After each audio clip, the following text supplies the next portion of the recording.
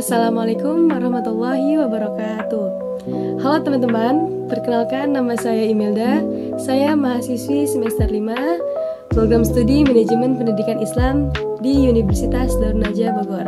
Baik teman-teman, saya membuat video ini untuk memenuhi tugas mata kuliah evaluasi program pendidikan dengan dosen pengampu Ustadz Misbahuddin Azka MH. Sebelumnya saya akan membahas terkait apa itu evaluasi formatif dan evaluasi sumatif. Baik teman-teman, mari kita bahas terkait evaluasi formatif. Apa sih evaluasi formatif itu? Jadi, evaluasi formatif adalah suatu tes hasil belajar di mana evaluasi tersebut mempunyai suatu tujuan untuk dapat mengetahui sudah sejauh manakah peserta didik itu telah terbentuk setelah mereka mengikuti suatu proses pembelajaran dalam jangka waktu tertentu. Nah, di sini pada tes evaluasi formatif ini anak-anak atau peserta didik itu bakal dilihat atau dianalisa itu sejauh mana mereka paham akan pembelajaran yang telah mereka lalui gitu selama proses pembelajaran itu terjadi. Baik teman-teman, yang kedua yaitu tes sumatif. Apa sih tes sumatif?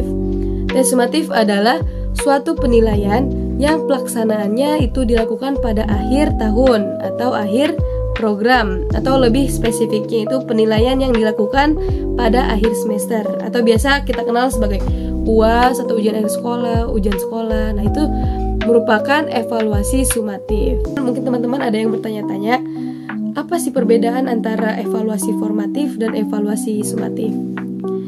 Jadi evaluasi formatif sama sumatif itu berbeda teman-teman. Apa perbedaannya? Jadi evaluasi formatif itu lebih berfokus pada proses belajar dan membantu meningkatkan efektivitas pembelajaran. Sedangkan teman-teman, evaluasi sumatif itu berfokus pada hasil pembelajaran dan membantu menilai keberhasilan proses pembelajaran. Baik teman-teman, setelah kita membahas terkait perbedaan antara evaluasi formatif dengan evaluasi sumatif, kita lanjut pada pembahasan tujuan evaluasi formatif. Tujuan evaluasi formatif itu yang pertama memantau kemajuan pembelajaran. Di sini guru dapat memberikan pertanyaan-pertanyaan singkat terkait materi pembahasan yang telah disampaikan kepada peserta didik untuk mengukur gitu sejauh mana peserta didik itu paham akan materi yang telah disampaikan. Yang kedua yaitu memberikan feedback konstruktif. Nah, di sini peserta didik dapat mempresentasikan gitu pemahaman mereka terkait materi pembahasan yang telah dipaparkan oleh guru tersebut. Baik, yang ketiga yaitu membimbing proses pembelajaran. Nah, ketika ada peserta didik yang belum memahami secara mendalam gitu terkait materi pembahasan atau materi pembelajaran yang telah disampaikan oleh guru tersebut, nah guru tersebut dapat memberikan penjelasan tambahan kepada peserta didik itu sehingga peserta didik tersebut bisa memahami materi pembelajarannya gitu. Baik teman-teman, setelah kita membahas terkait tujuan evaluasi formatif, selanjutnya yaitu terkait tujuan evaluasi sumatif. Apa aja sih tujuan daripada evaluasi sumatif? Yaitu yang pertama, menilai pencapaian pembelajaran.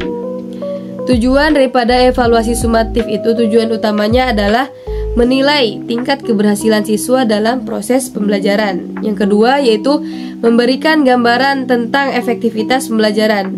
Di mana di sini pada evaluasi sumatif ini guru bisa melihat gitu metode pembelajaran yang digunakannya apakah sudah efektif atau belum gitu.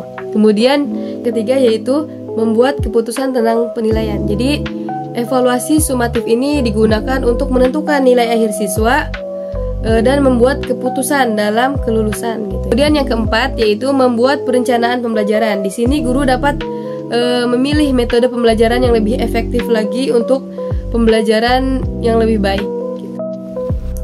Jadi kesimpulan daripada materi yang telah saya paparkan yaitu bahwasannya evaluasi formatif itu dilakukan selama proses pembelajaran untuk memantau kemajuan siswa dan mengidentifikasi area yang perlu diperbaiki. Tujuannya adalah untuk meningkatkan proses pembelajaran dan membantu siswa mencapai tujuan pembelajaran.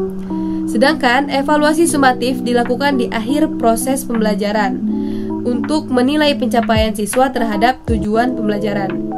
Tujuannya adalah untuk menilai efektivitas program pembelajaran dan memberikan gambaran tentang keberhasilan siswa. Mungkin itu saja yang dapat saya paparkan. Kurang dan lebihnya mohon dimaafkan. Wassalamualaikum warahmatullahi wabarakatuh. Terima kasih.